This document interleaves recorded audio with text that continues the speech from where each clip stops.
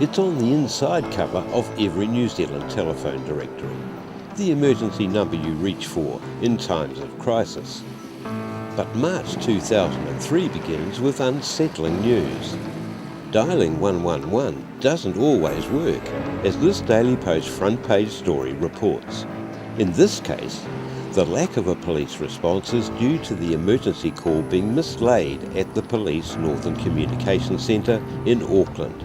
And the story fuels the public conception that all is not well with local policing. The previous month has been the driest February for years. In the last 3 weeks, there has been zero rainfall. As the water in our lakes continues to warm, so there is a proliferation of the algal bloom problem.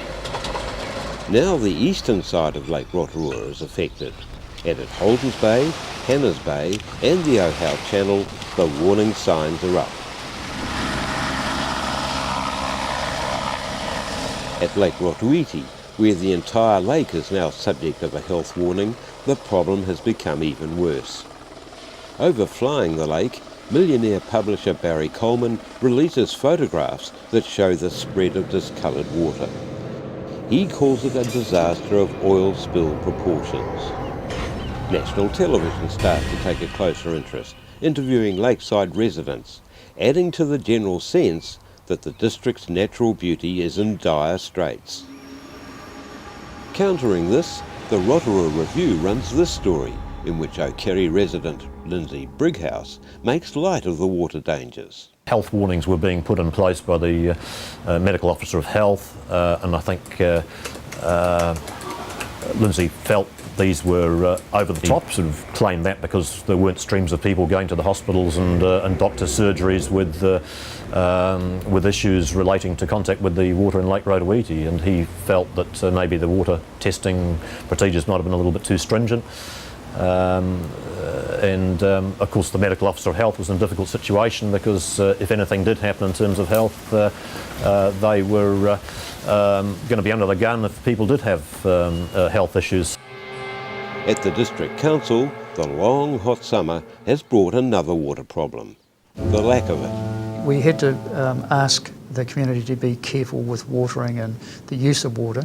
The drought was a catalyst to start looking around to see how we could get another water supply to help augment what we already had.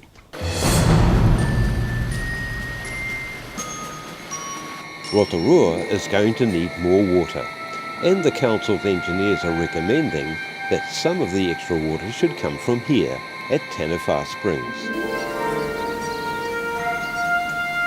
Once part of a popular tourist attraction, this powerful spring has provided Nongataha's water since the mid-1960s.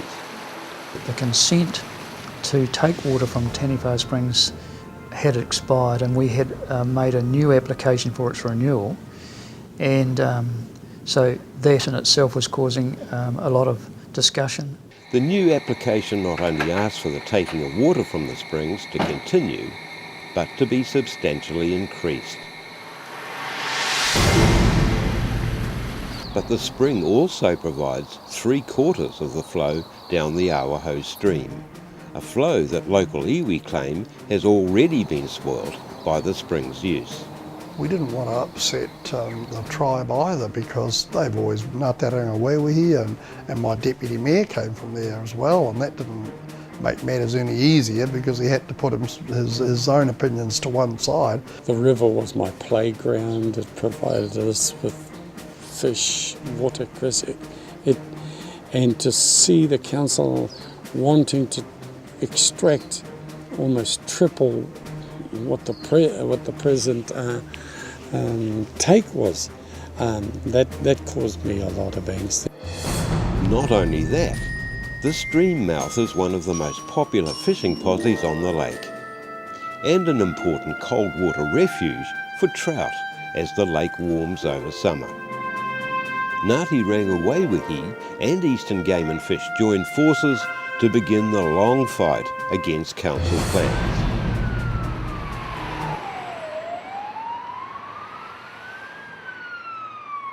With Easter only a matter of weeks away, there is fresh concern over damage to the city's reputation caused by the continued rash of vehicle break-ins. These range from the government gardens to Hell's Gate. Another idiosyncratic editorial appears in the review, suggesting that the high crime level in Rotorua being a tourist turn-off is all a bit of a myth. The motive really is to lift the scab off things, and the more I thought about this particular instance, it became increasingly apparent that it was alarmist rubbish from within the community. Historically, tourism downturns aren't caused by what's happening within communities, but by global downturn, as has been proved. That view may be reinforced by the latest statistics, which show that Rotorua's crime has actually dropped by 4%, the biggest reduction in the Bay of Plenty. But local police are quick to acknowledge the bad PR caused by crimes involving tourists. The visitor is more vulnerable. They have to carry their valuables with them. They can't leave them at home with the burglar alarm on. They might not speak the language and don't have the local knowledge of where to go and where not to go. Some think that part of the problem relates to the modern phenomenon of touring by camper van, the numbers of which have greatly increased since the turn of the millennium. What a lot of these companies with those camper vans were promoting was you can come and stay free, go down the lakefront, Hamarana, wherever, and Rotorua was pretty crime free. I mean, even backpackers were hit. The whole thing of crime changed.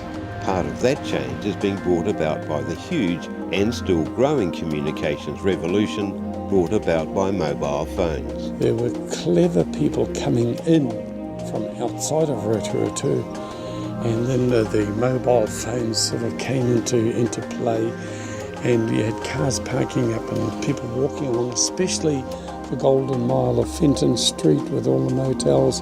Police experts are brought in from Auckland, and they point out that local tourism operators could be doing more to provide protection.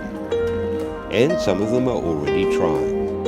At Skyline Skyrides, Neville Nicholson has done a survey of the trouble spots in his car parks, cleared back the surrounding undergrowth, provided better lighting, and instituted more frequent spot checks.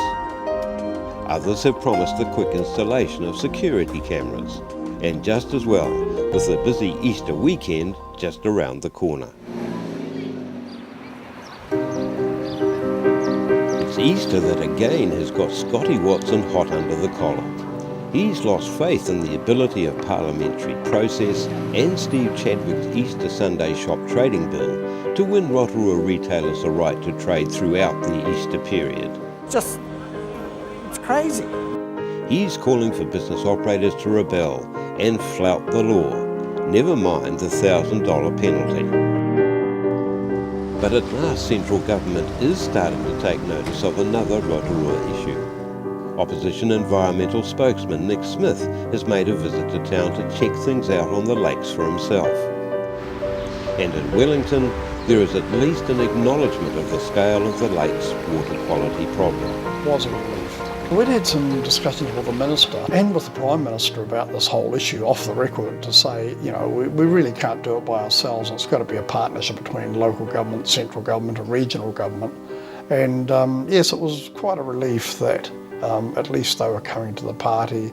And they made the point that when you talk about large sums of money, I think at that stage they're talking something like $70 million, then it would have to go through Parliament. Meanwhile, Labour's Environmental Minister Marion Hobbs declares herself in favour of the Bay of Plenty Regional Council's contentious Rule 11, still opposed by the RDC, which would impose new restrictions on land users around the lake catchments. Ian McLean continues his campaign to get some serious action underway, including an open letter to local MP Steve Chadwick. And also in the Daily Post come the first indications of readership fatigue regarding the issue. By the middle of March, it's clear there is still some way to go before the District Council and EBOP are singing from the same hymn book. But there does seem to be a general agreement that the water quality problem is going to take some considerable time to fix and it's probably going to cost a lot of money.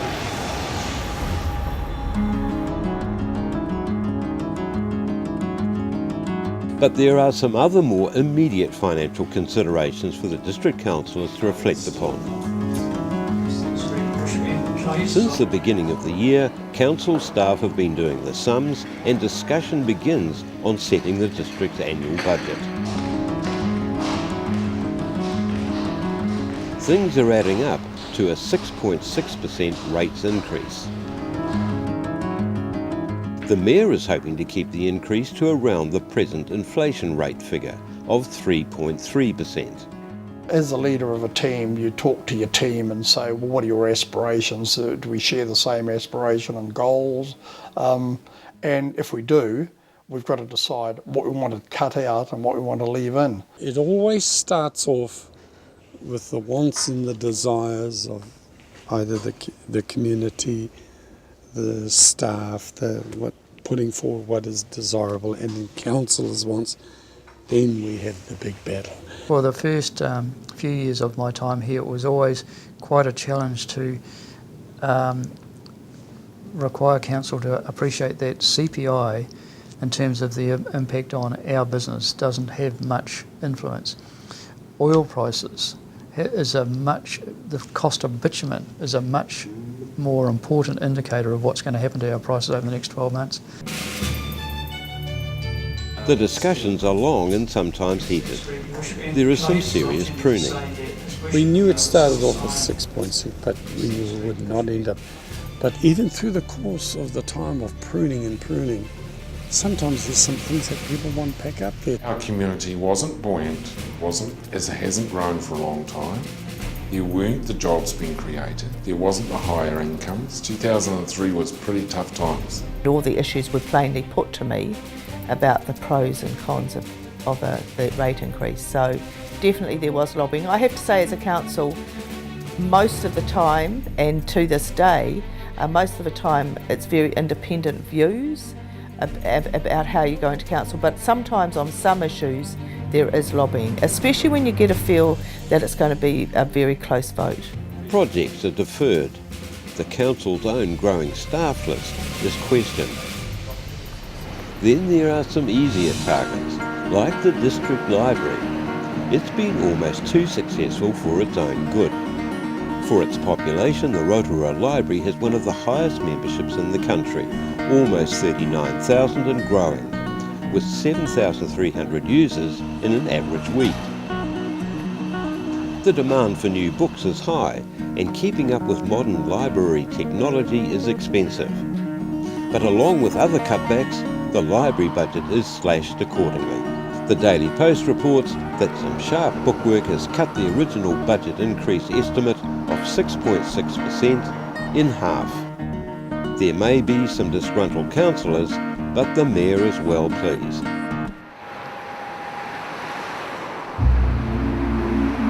At the other end of Arawa Street, they are feeling the effects of budget cuts as well.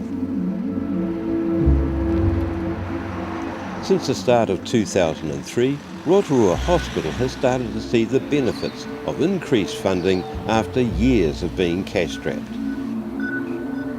But at the same time, Ministry of Health guidelines have been toughened, resulting in an ever-lengthening queue of those waiting for elective surgery, particularly orthopaedic cases. But there is some good news. From the beginning of April, visits to the doctor should be cheaper, with the commencement of Rotorua's first PHO. This will use the services of 55 general practitioners with a hoped-for enrolment of around 60,000 patients. Waiting in the wings, a second PHO is being organised, this one to attend specifically to Maori health needs. Certainly Māori were very interested in wanting to ensure that whatever developed within the primary healthcare sector, they were able to participate and provide some leadership around what needed to occur for Māori. At the time, there were two PHOs, the Rotorua PHO and Taupo PHO. Te Kupenga Kahu comprised three main providers, and it was certainly their CEOs, their lead managers and their chairs of their organisation's view at the time of the development that maybe working within the mainstream PHO construct wasn't the thing for them. They wanted rangatiratanga, they wanted to be able to determine their own direction and governance so that they in turn could truly provide the best Māori health services for their populations. As March ends, the news is of Rotorua's winners and losers. Tourism Rotorua General Manager Oscar Nathan announces that the International Rally of Rotorua, under threat last year, has secured new sponsors. The high-profile event has an economic value of $2.6 million to the city, but, as importantly, it attracts a worldwide television viewing audience of many millions. Although some way off in the future, these plans for a new highway through the city arouse comment and speculation. Once a quiet suburban street of railway houses, Victoria Street has been much busier since the advent of Rotorua Central, with many of its original homes replaced by motels and apartments. But these, and homes and businesses, and those on the other side of Runoff Street, now face an uncertain future from the proposal that could see a 4-lane thoroughfare sweeping away from Amaho Street and bypassing the town centre to rejoin Tinai Road to the east. Some about 100 properties were going to be affected under the proposal. And it also had implications for St John's, who operated on Peririka Street, who had signalled their intention for a very significant upgrade, which was basically put on hold when this expressway was put forward. Crazy. In Wellington, another Rotorua bid for relaxation of Easter shopping restrictions has been lost by a mere 8 votes. Despite that disappointment, as Rotorua moves into autumn, most are satisfied with what has been a buoyant summer. There are, however, 2 pieces of international news that, though occurring far away, might give the more thoughtful pause for reflection. In the Middle East, Baghdad is burning as the Second Iraq War gets underway. And from Asia comes a world alert as the first deaths are reported from a new flu-like ailment called SARS.